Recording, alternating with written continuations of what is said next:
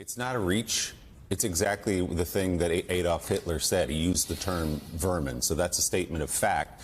And it's just playbook 101, right? For a dictator, an authoritarian, to dehumanize your opponents so that you can do things to them that then seem, at least to your supporters, fair and just in some way because they're not human. William, the entire fake extreme media, such as yourself, compared Trump to Hitler from the day he took office, and still do. Yet he didn't suppress his enemies while in office, and he conceded to the election. So if he's a dictator, he really sucks at being one.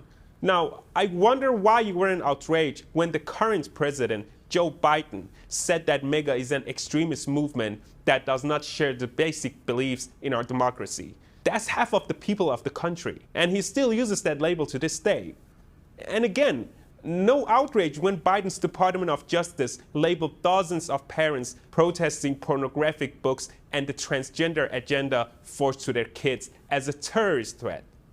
Trump himself, his allies, and his supporters are being hunted by Biden's FBI and DOJ one by one right now.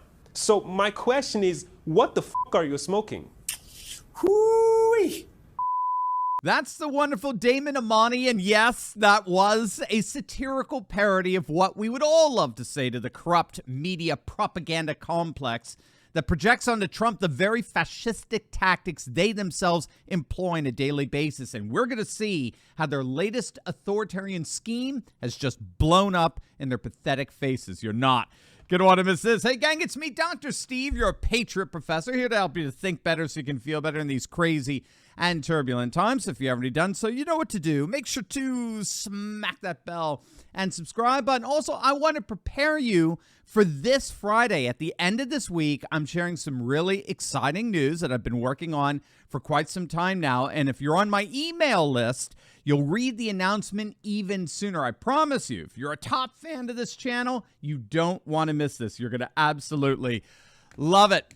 The latest act of Democrat desperation has officially blown up in their faces. A Michigan judge has dismissed efforts to keep President Trump off the state's ballot as indeed unconstitutional and has assured voters that they, the voters, will determine who is on the ballot, not dictatorial judges. Now, this ruling follows a similar ruling several weeks back in Florida in a comparable attempt at keeping Trump off the ballot there. Again, you'll notice that DeSantis had nothing to say about that, interesting enough, but if he thought that that scheme together with his 3-inch heels were enough to win the nomination, he was sorely mistaken. The judge in Florida threw out that case as well. Now, if you don't know what's going on here, these are all attempts at removing Trump from the 2024 ballot under the supposed guise of the 14th Amendment. The 14th Amendment bars a person from running for office if they've been involved in an insurrection against the United States government. It was originally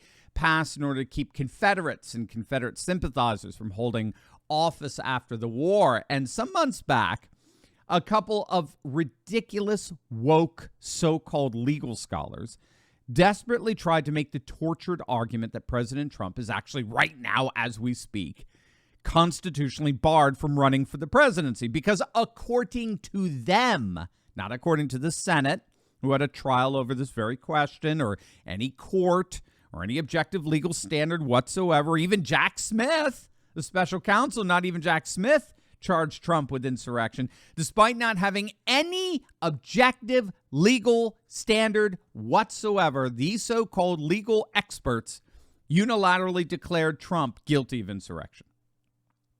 So what you're seeing here are woke losers who are so full of themselves that they think they can unilaterally declare Trump guilty of insurrection and therefore dictate to the rest of us who we cannot vote for. They're killing democracy in order to save it, right? And then these same morons turn around and accuse Trump of being the dictatorial authoritarian. So now you've got actual court cases popping up to try to keep Trump off their state's respective ballots. But one by one, they're all falling. They're all blowing up in their liberal faces. And I'm going to show you exactly why this latest desperate Democrat scheme is destined for absolute failure. But first, gang, with everything going on right now, the radical instability and unpredictability that surrounds us, That requires that we become smart with our money. We never know what's really going to happen, often until it's too late. And so that's why I've partnered with the amazing company Goldco, because I know the patriots there are ready to help you and guide you at a time just like this. So go ahead and click on that link below right now and get your very own gold and silver kit absolutely free. That's right.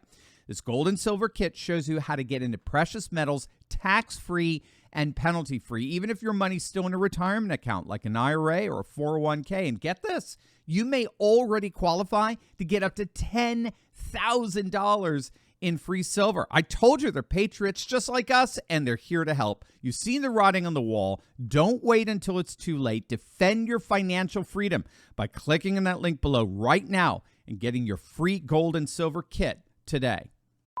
Woke anti-Trumpers are increasingly being confronted with inevitable constitutional reality.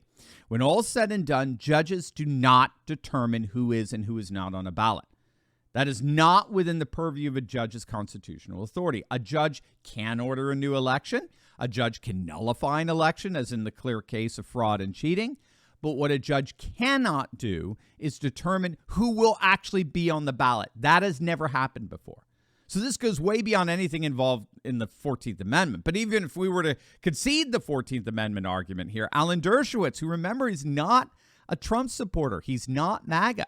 He's out there saying this whole 14th Amendment theory is absolutely absurd. You'll notice, once again, there's no objective procedure here. You just have these legal scholars making the claim that Trump can't run because, according to them, he's guilty of insurrection.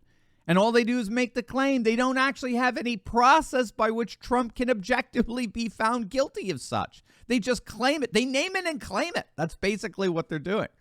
Trump actually already went through a process, a Senate trial, and he was exonerated. He was acquitted of that charge.